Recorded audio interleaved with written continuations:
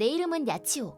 27살의 전업주부이다. 오늘은 내가 직접 겪은 어처구니 없었던 일에 대해서 이야기하려고 한다. 남편인 유스케와는 작년에 결혼식을 올렸고 올해 들어서 아이를 가지려고 노력 중이었다. 다행히 순조롭게 임신을 했고 친구들과 가족들에게 진심 어린 축하도 받았다. 출산 예정을 며칠 앞둔 어느 날 진통이 왔고 드디어 우리들의 첫 아이가 이 세상에 태어나려고 하고 있었다. 미리 휴가를 받아놓았던 남편과 함께 병원으로 향했고 이어서 내 친정 부모님, 시부모님까지 양가 어른들이 모두 한자리에 모였다. 이제 우리 아가는 많은 사람들의 축복 속에서 이 세상에 나온다는 상상만으로도 가슴이 벅차왔다. 그렇게 10시간 정도의 진통 후에 드디어 아가가 태어났다. 하지만 부탁인데 병실로 좀 와주면 안 돼? 뭐라고 말은 못하겠는데 네 옆에는 도저히 못 있겠어. 아무리 그래도 이유도 말 안 해주고 병실을 뛰쳐나가면 어떡해. 그건 다른 사람이라도 나랑 똑같이 했을 거야. 그건 그래, 놀랬을 거야. 하지만 그런 게 아니야. 아니라니 뭐가? 당신은 지금 오해를 하는 거야? 너도 생각을 해봐. 막 태어난 아들 피부가 검은색이었다고 아무리 생각해도 그건 내가 아니고 다른 인종이 섞인 거야. 우리는 둘 다 순수 일본 사람인데. 혹시 모르잖아. 돌연변이라던가 그런 걸 수도. 누굴 병신으로 알아? 그것보다 더 확실하고 가능성이 높은 게 따로 있잖아. 난 도저히 믿을 수가 없어. 네가 나 모르게 바람을 피워? 그걸 이런 식으로 알게 하니? 그런 게 아니라니까. 나는 바람 같은 거 피우지도 않았어. 거짓말이라도 말이 좀 되게 해. 지금 빼도 박도 못할 증거가 병원에서 새근새근 자고 있잖아. 나 정말 아니란 말이야. 그럼 이 현상을 어떻게 설명할 건데? 네가 바람 피운 거 말고 납득할 만한 이유가 또 있어? 그건 나도 모르겠어. 안 됐지만 난 더는 너 못 믿어. 오늘은 일단 나도 머리 좀 식혀야 하니까 이 얘기는 나중에 다시 해. 이혼 서류는 내가 준비해둘게. 지금쯤이면 가족에 둘러싸여 행복으로 가득 차 있어야 하는 건데 유스키의 부모님은 물론이거니와 친정 부모님까지 나를 향해 야유와 비난을 퍼부었다. 결국 이혼은 피할 수 없었고 나는 아이와 둘이서 집에서 나오는 것 외에 다른 선택은 없었다. 남편이 나한테 위자료를 청구하지 않은 게 유일하게 다행이라면 다행인 일이었다. 하지만 다시 한번 말하지만 진심으로 바람 따위를 피운 적이 없다. 무엇보다도 나는 외국인이나 혼혈 친구 등 그쪽으로는 아는 사람조차도 없는데 말이다.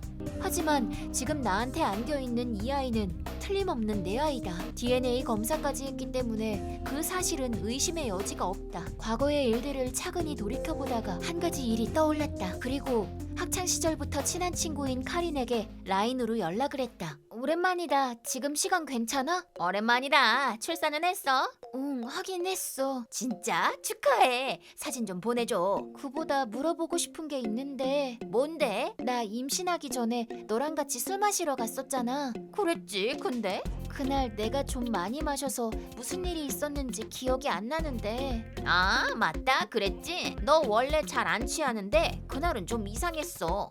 그날은 네가 나 집까지 데려다 줬지? 그랬지. 그때 유스케 씨가 집 밖에서 기다리고 있었는데 무슨 일 있냐면서 엄청 걱정했었어. 나 그때 뭐 이상한 거 없었어? 이상한 거라니? 예를 들면 외국인하고 얘기를 했다거나. 혹시 너 뭐 기억난 거라도 있어?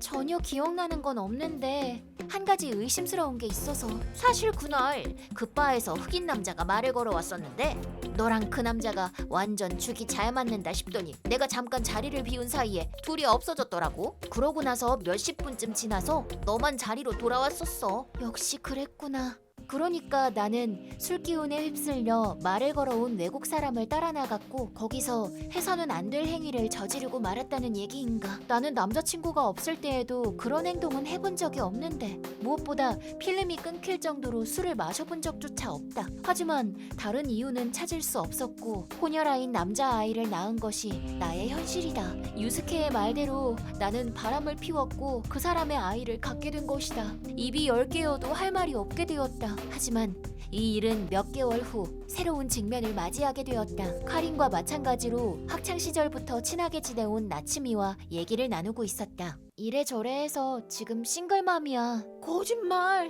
난 절대 못 믿겠어. 너 그렇게 파란만장한 타입이었어? 나도 이 사실이 믿기지 않아. 하지만 아이가 태어난 이상 그게 현실이야. 술이 웬수네. 나도 적당히 마셔야지 정말. 나는 죽을 때까지 한 모금도 마시지 않기로 맹세했어. 그래야지 그럼. 근데 너 그날 카린하고 같이 있었다고 했지? 응, 그랬어. 그게 왜? 걔 경찰에 잡혀갔대. 뭐? 나 몇 달 전에 통화했었는데? 한 일주일 정도 전에 있었던 일이야. 근데 증거 불충분으로 풀려났었다는데 모르겠어. 대체 무슨 죄를 졌는데? 나도 다른 사람한테 들은 거라 잘은 모르는데 아무튼 질이 안 좋은 사람들하고 어울렸다는데 그 사람들이 저지른 범죄에 가담했다는 의심을 받고 있나 봐. 걔도 진짜 아직도 그랬단 말이지? 학교 때부터 좀 위험하긴 했어. 그냥 같이 있으면 재밌는 애였는데 난 걔가 그런 일에서는 손을 씻은 줄 알았는데 네가 말한 그날은 별일 없었어? 내가 어리석은 짓을 한 건 외에는 아무 일도 없었던 것 같은데 기억나는 것도 없고. 너한테 들은 얘기를 다시 생각해보니까 이상한 게 많아. 너는 옛날부터 그렇게 무턱대고 술을 마신 적도 없는데 그날만 필름이 끊길 정도로 마셨다는 것도 이상하고. 나도 그 부분은 정말 이해가 안 돼. 나츠미와 얘기를 하다 보니 의문점이 하나둘 생각났다. 그래서 학창시절의 친구들에게 연락을 했고 카린이 체포된 일에 대해서 자세히 물어봤다. 그 결과 카린이 무슨 혐의로 체포되었는지 알게 되었고 그 내용은 너무나 충격적이었다. 역시 나는 바람 같은 건 피우지 않았다. 그렇게 확신하게 된 나는 오래간만에 전 남편에게 연락을 해보기로 했다. 왜냐하면 반드시 그 사람의 도움이 필요했기 때문이다. 오랜만이야. 잠깐 얘기 좀 할 수 있을까? 무슨 일이야? 돈 때문에 그래? 그런 거면 다른 데 가서 알아봐. 아니야. 나는 역시 바람 같은 건 피우지 않았어. 또 그 소리야? 그만 좀 해 제발. 왜? 돌연변이가 어쩌고 하려고? 그게 아니야. 내 말을 들으면 이해할 수 있을 거야. 임신 전에 내가 정신 못 차릴 정도로 취해서 들어온 적 있는 거 기억해? 아 그거 네가 그런 거 처음이어서 놀랬었지. 그날 같이 있었던 친구가 카린이라고 하는데 걔가 지난주에 경찰에 체포됐어. 그래서 그게 뭐 어쨌다는 거야? 걔가 성범죄 집단에 가담한 혐의를 받고 있어. 그 친구도 여잔데? 바에서 친구랑 같이 술을 마시다가 그 친구한테 의식을 잃게 하는 약을 먹이고 그러고 나서 남자들에게 넘기는 중간 역할을 했었나 봐. 그렇게 하면 아무도 경계하지 않고 어떤 경우에는 성폭행을 당한 것조차 눈치채지 못할 수도 있으니까. 잠깐 그럼 너도 그날 나처럼. 증명할 수 있겠어? 아니 못해. 전에도 말했지만 기억이 전혀 나질 않아. 약도 1년 전에 먹은 거면 검사할 수도 없고 그러니까 그냥 믿어달라는 말밖에 못해. 알았어 믿을게. 그날 너는 딱 봐도 좀 이상했어. 고마워. 그래서 말인데 카린은 증거 불충분으로 석방됐다나 봐. 근데 그건 너무 억울하다는 생각이 들어. 여기서 중요한 건 유스케가 현역 경찰관이라는 사실이다. 그래서 나는 내가 직접 피해자로서 카린을 고소하기로 했다.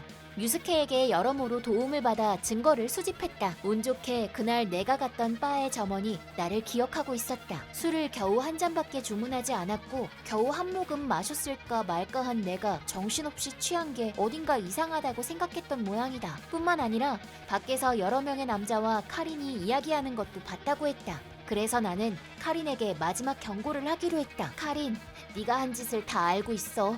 너한테 불리한 말은 안 할 테니까 자수해. 갑자기 뭔 소리야? 내가 붙잡혀갔다는 말을 어디서 들었나 보네. 그건 누명이야.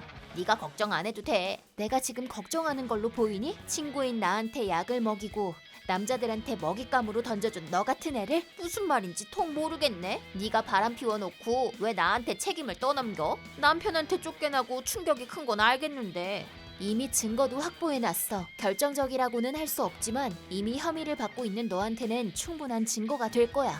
내 전 남편이 경찰관이었다는 거 혹시 잊었어? 그거 정말이야? 물론 사실이지. 벌써 피해 신고도 마쳤고 좀 있으면 경찰이 도착할 거야. 나보고 어쩌라는 거야? 이렇게 된 거 자수하는 게 어때? 나는 네가 한 짓을 결코 용서할 수 없지만 한때 친구였던 걸 감안해서 마지막으로 충고하는 거야. 당장 취하해. 안 그럼 무슨 일이 벌어질지 장담 못해. 무슨 일이 벌어지는데? 더한 일도 당할 수 있다는 말이지. 안타깝다. 이게 마지막 기회였는데. 입 닥쳐. 나 그냥 겁주는 말 아니야. 그렇게 해서 나는 카린으로부터 자백을 끌어내는데 성공했다. 사실대로 말하지만 확실하게 기소하기 위해서는 좀 더 분명한 증거가 꼭 필요했었다. 카린은 협박죄가 추가되었고 바로 체포되었다. 이런 사람을 친구라고 생각했었다니. 나도 사람 보는 눈이 없어도 이렇게 없을 수 있다니. 이 일을 계기로 유스케의 오해가 풀렸고 가족에게도 해명할 기회가 생겼다. 앞으로의 일은 어떻게 될지 알 수 없지만 나는 할 수만 있다면 유스케와 다시 함께 있고 싶다.